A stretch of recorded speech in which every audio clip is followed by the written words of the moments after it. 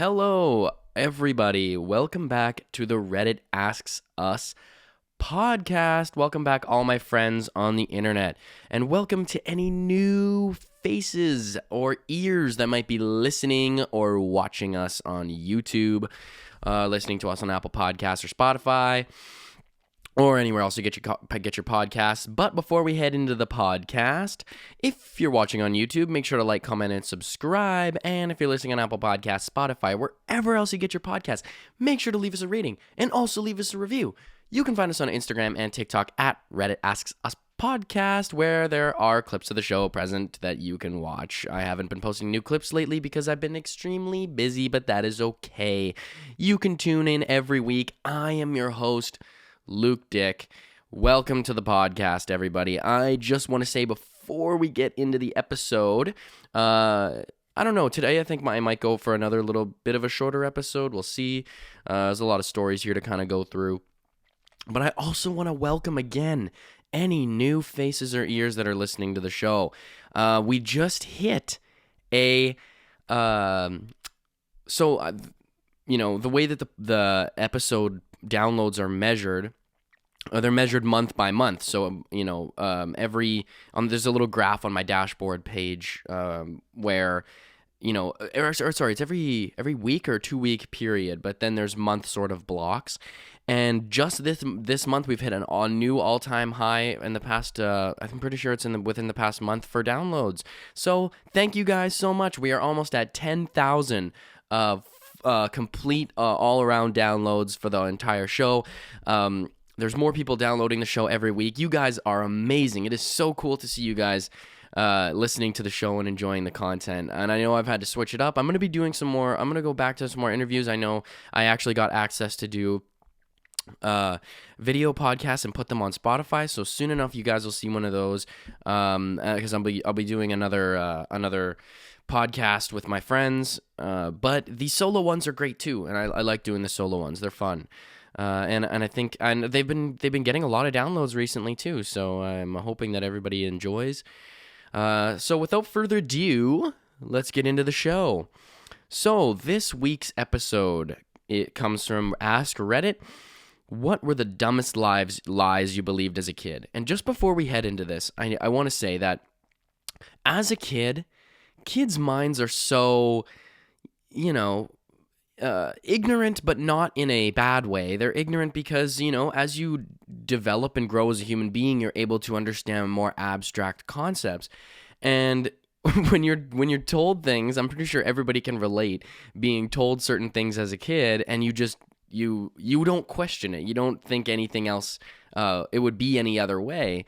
And I think that there's quite a few interesting stories that I'm about to read off today, or little interesting anecdotes from some of the users here on Reddit. I have maybe a few of my own to share, but it'll be fun to go through these today with you guys. I'm feeling great today, guys. By the way, I just got to say, I'm feeling some great energy. I'm really happy today, so I'm ready to get going. So let's jump right into it. So this one the first one comes from Thalamus, user Thalamus.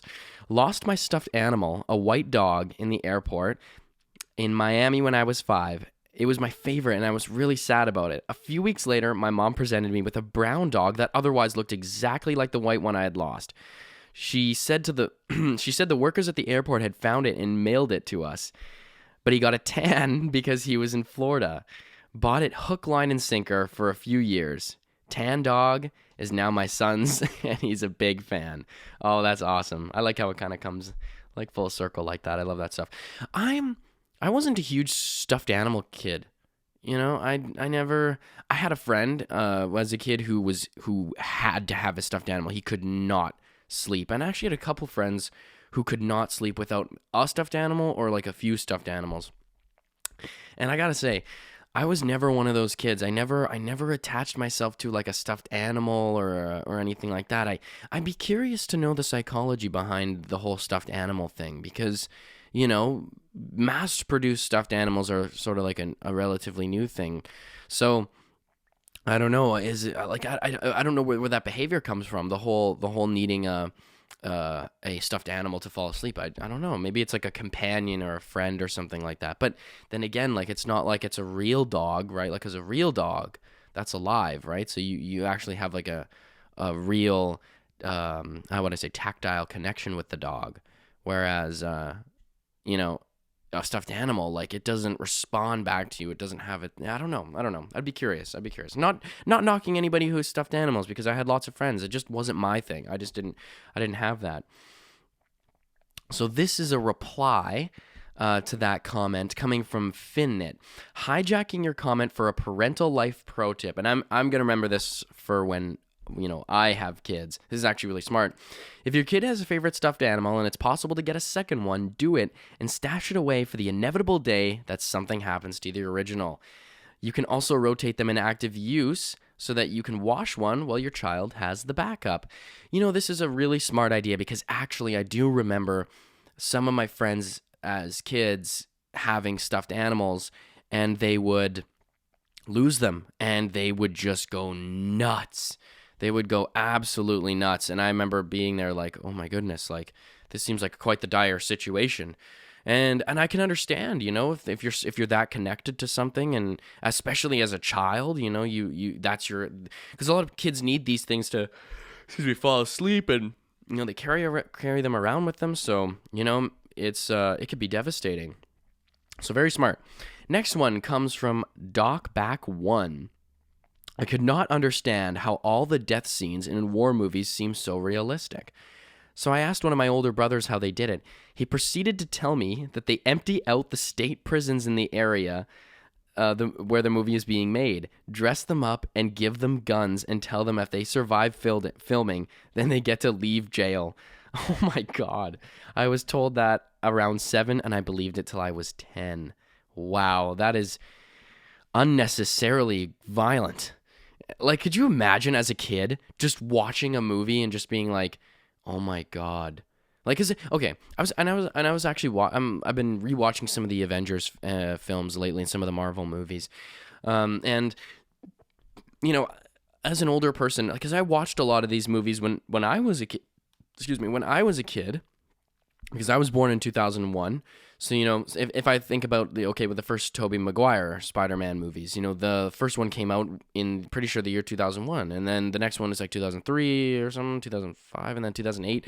And then Iron Man, the first Iron Man came out in 2008. And that was one of the movies I recently rewatched. And as an adult, I'm kind of going back and watching these, or a young adult, I'm kind of going back and watching these to see how good the CGI actually was.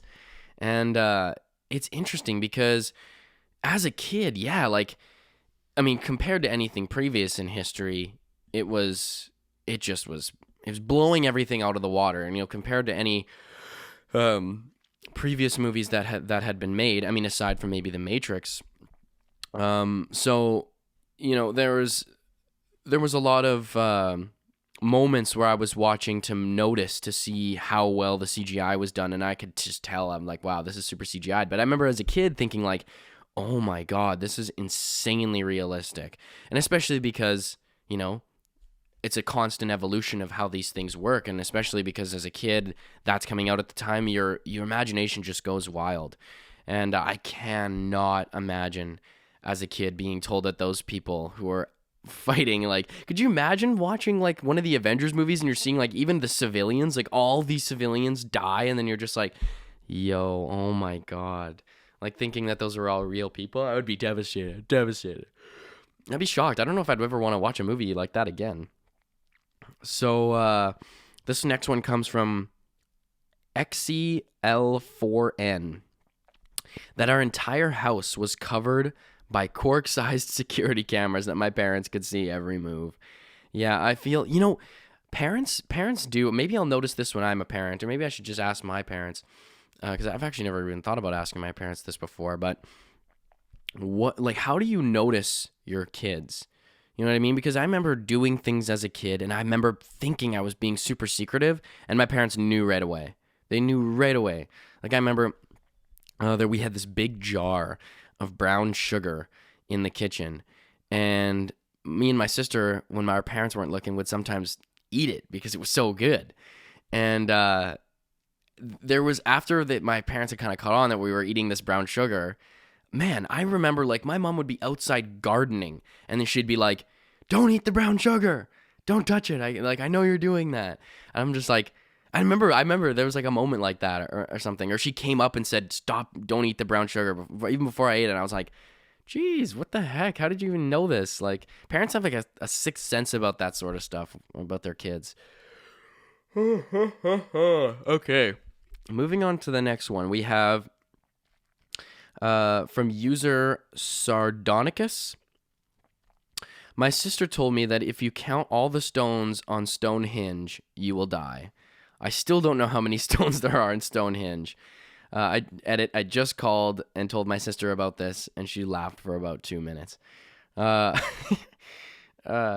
heard this one. Because, like, of course, I'm not from the UK, but I have heard that people from the UK, like, that is a common thing. Like, that if you count all the stones on Stonehenge, you're going to die or something. I don't know where it comes from, but I do remember kind of hearing about that or being told about that. It was kind of funny.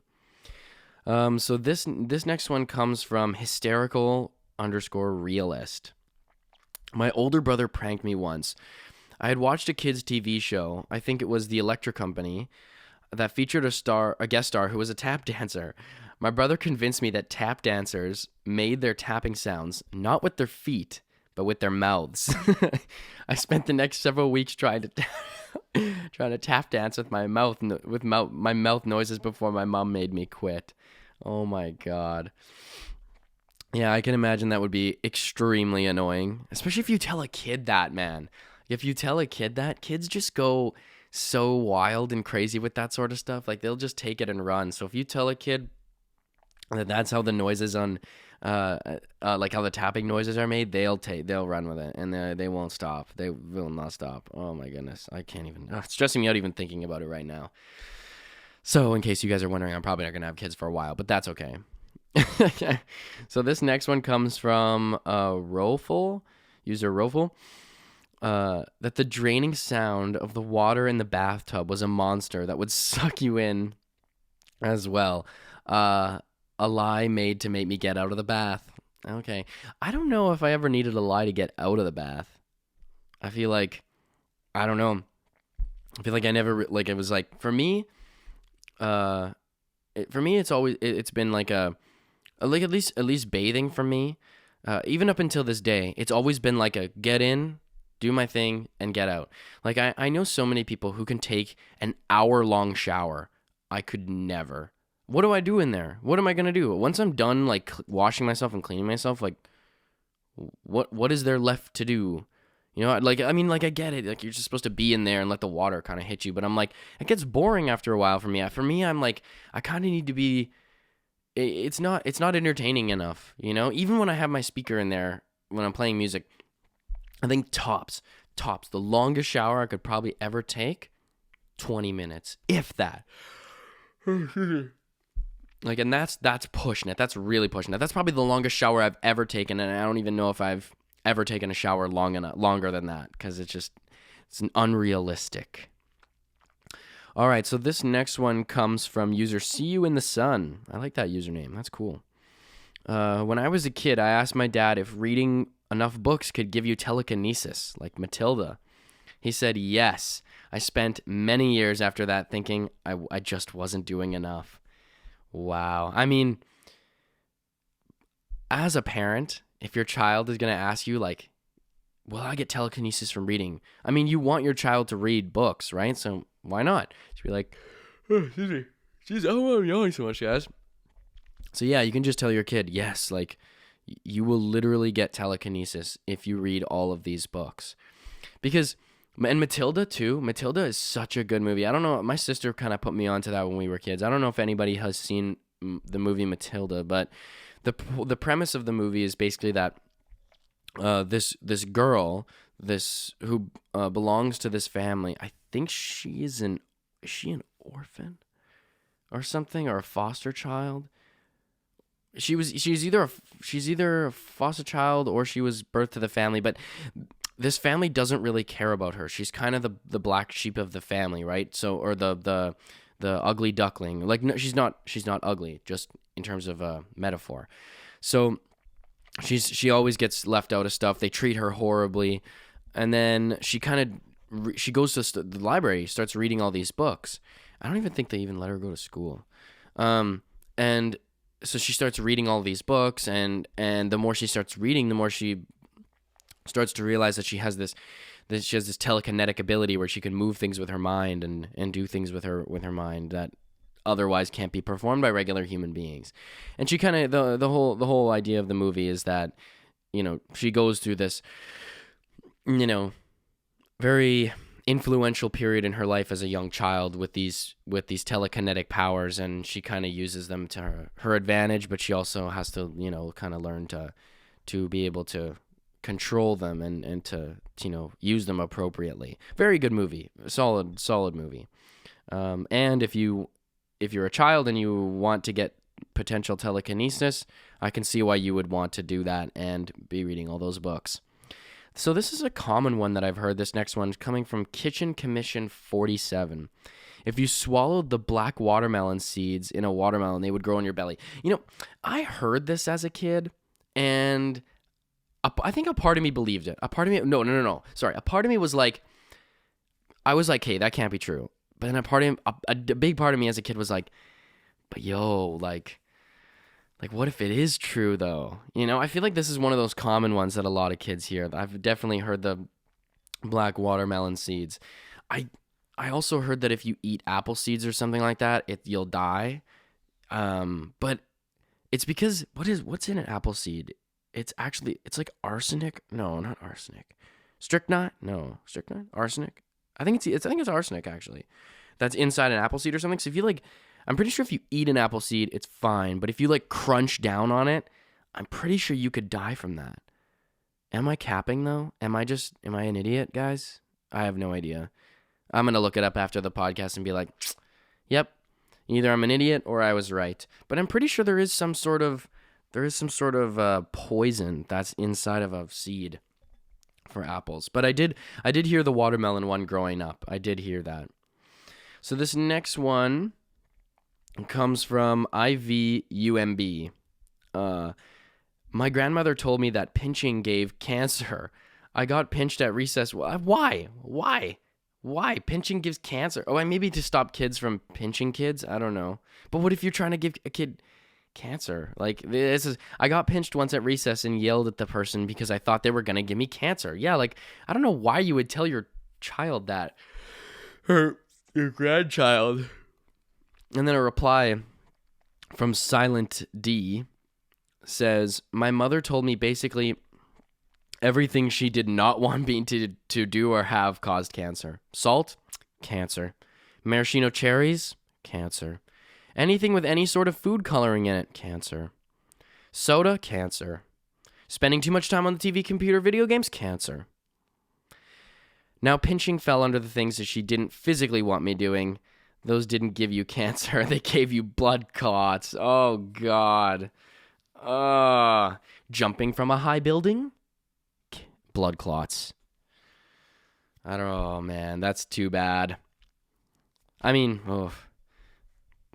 used to do that, sort of get up to random things as a child. Climbing stuff, climbing trees. Me and my friends used to love climbing trees. Oh, man. It's making me want to go climb a tree. I wonder if I got a tree somewhere I can go climb. I used to fucking love climbing trees, guys. I was Mr. Tree Climber as a child. So the next one here we've got is Nerd for Life. User Nerd for Life. Oh, no. The button on your armrest on airplanes is actually the eject button. Like you're in 007 or something in case you need to get out of the plane for some reason. I found out it reclines your seat embarrassingly late. Oh, no. So then we got a reply coming from Crowragger. I think Crowragger. Is that how you pronounce it? Crowragger? When I was a kid, my dad told me not to touch it because it was an emergency button. One time when I was 5, we were flying to visit family and he fell asleep, so I pressed it a bunch because I was curious. Nothing happened. I fell asleep, thought it must be broken. Woke up in a stroller with my parents upset because the plane had to make an emergency landing and I started crying because I thought it was my fault. There is what is this? This reminds me of something. Like there's so many instances where this happens for kids, where they're sort of told something and that something bad will happen, and then something bad happens, but it's they think it's their fault and it's not actually related to anything that they did. What was this? I'm being reminded it's some movie or something where that's part of the premise, that some kid thinks it's their fault and it actually isn't. Why am I struggling? Maybe it'll come back to me. But I know that actually happens a lot with kids, because it's easy for them to think that it's their fault. Oh, is it an episode of Star Trek? Yes, yeah, it's an episode of Star Trek. The ship was caught in a rift in space, and the kid thought that there was only one survivor, and it was a kid on this ship, and he thought that he had killed the whole ship, but it was actually a rift in space that was causing the ship to malfunction. Damn, I'm glad I remembered that. So this one comes from Loy Pokoi. I think that's it. Loy Pokoi. That's cool, actually. Some of these Reddit usernames, man, so creative. I don't know. I like it. You don't really see stuff like that on Instagram, because in Instagram, the usernames are most likely your name, right? Unless you're like some public page or a meme page or something. Normally you'd have, because it's like a personal profile, whereas Reddit is like, it's its own sort of thing. I wouldn't even, like, I'd hesitate to call it, I mean, it is a form of social media, but it's not like Instagram, it's not like people engage in the same way. So this one comes from Loy Pokoi. When I was a kid, my dad told me it costs 25 cents to change the radio station to keep me from fucking with the radio in his car. I believed that until I was 14. 14? My guy. 14. That's a little tough. 14 years old? That's high school, man. That's in grade 9. I mean, well, yeah, don't you drive with other people by the time you're 14? Like, wouldn't you know?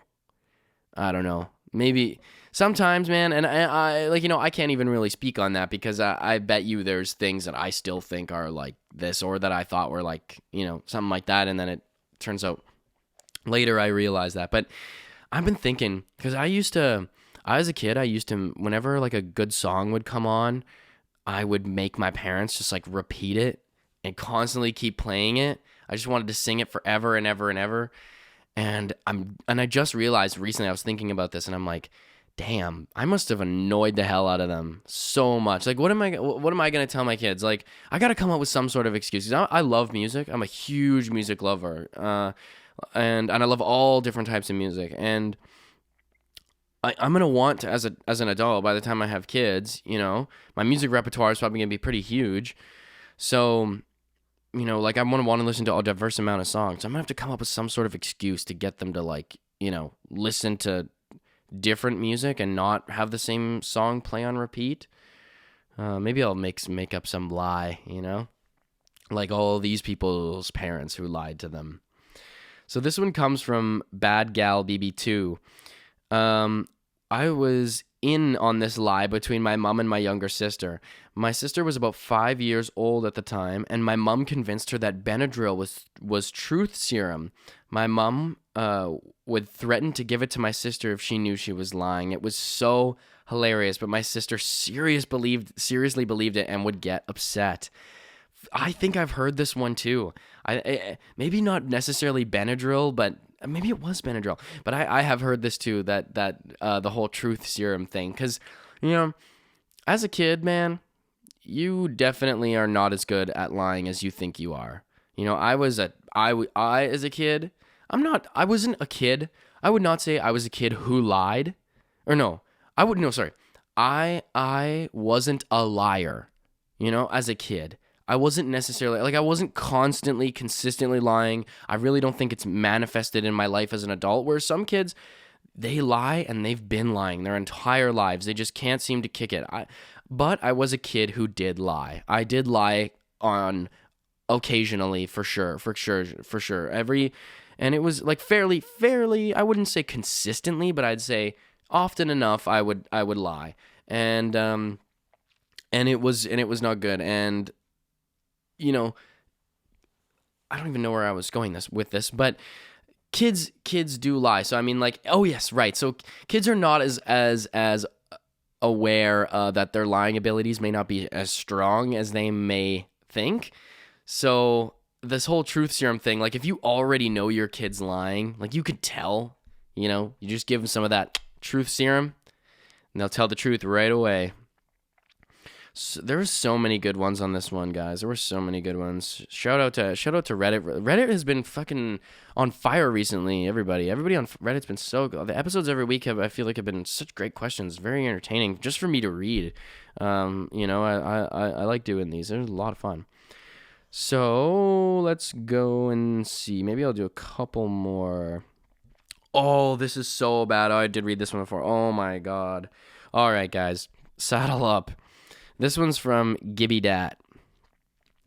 One time I was at my dad's, and him and a friend, as a child, his parents are separated, he mentions, or he or she, I'm not sure. And him and his friend were hanging outside, sipping beers and smoking cigarettes while I was decapitating dandelions with my sweet-ass plastic ninja sword. I can't relate on the beers and the smoking cigarettes, but I definitely was outside as a child, decapitating dandelions with sweet-ass ninja swords. My dad never let me have soda when I was a kid.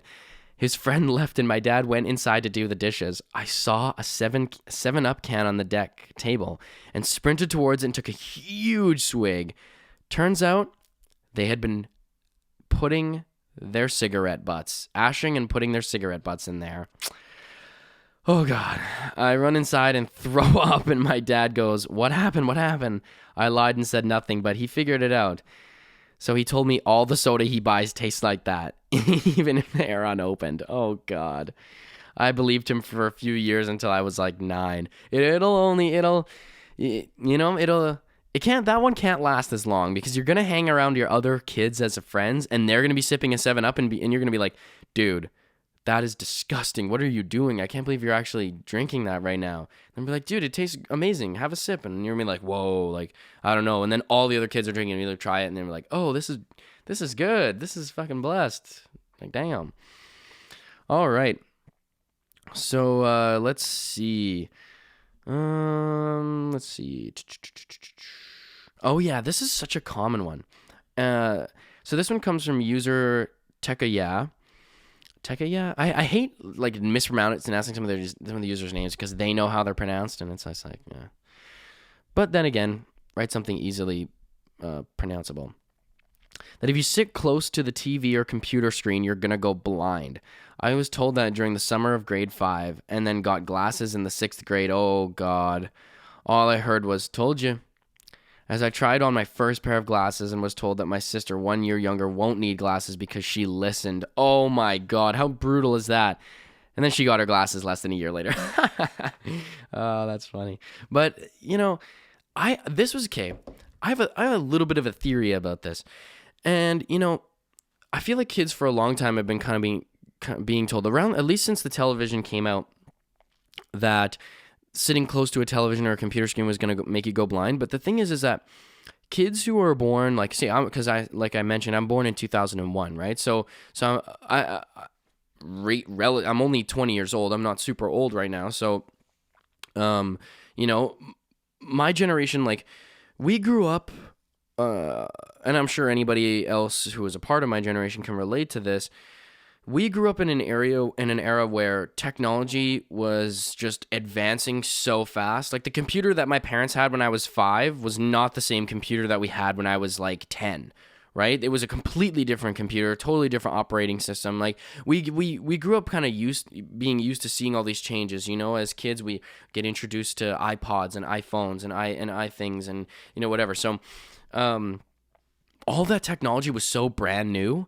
And it's not like now we know about like blue light, right? And like how it can mess with your sleep, right? Because I think it's the wavelengths or something of the type of, yeah, there's like blue light. It's like those types that like wavelength when it hits your eyes, it makes your brain think that it's awake. It's like the sun almost, or something like that.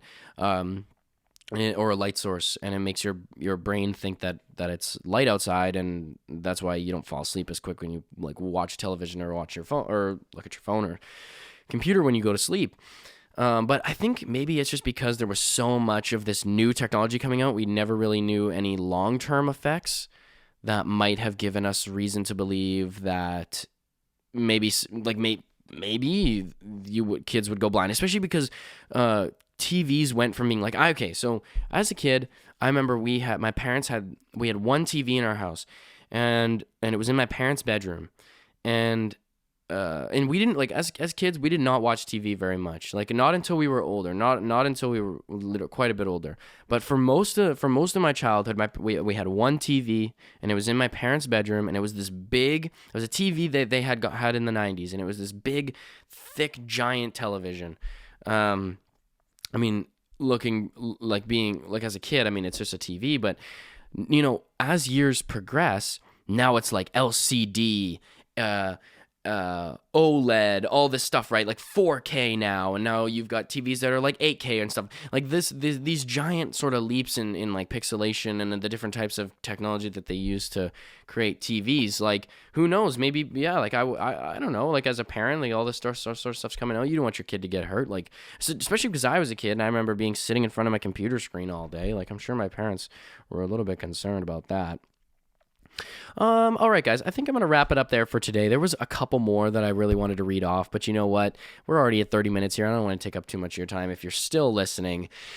But let's wrap it up, everybody. Okay, thank you guys so much for tuning in to the podcast today. I had so much fun. This was amazing. I want to say hello and thank you to all the new faces that are joining us every single week. We just hit a new episode download all-time high. And we are almost closing in on 10,000 downloads. It is so cool to see that, guys. And I feel like I wish there was some way we could engage a little bit more directly, like if Spotify or Apple added a comment feature, because I'd love to actually engage with you guys in the community. And I want to say hello to all of my listeners in the United States. I know you guys are my largest portion of listeners. It's about you guys just actually went up another percentage. About 73% of all my listens come from the United States, which is really cool. Thanks a lot, all my fellow Americans my fellow North Americans. I please hope that I face no discrimination because of my Canadian citizenship and heritage.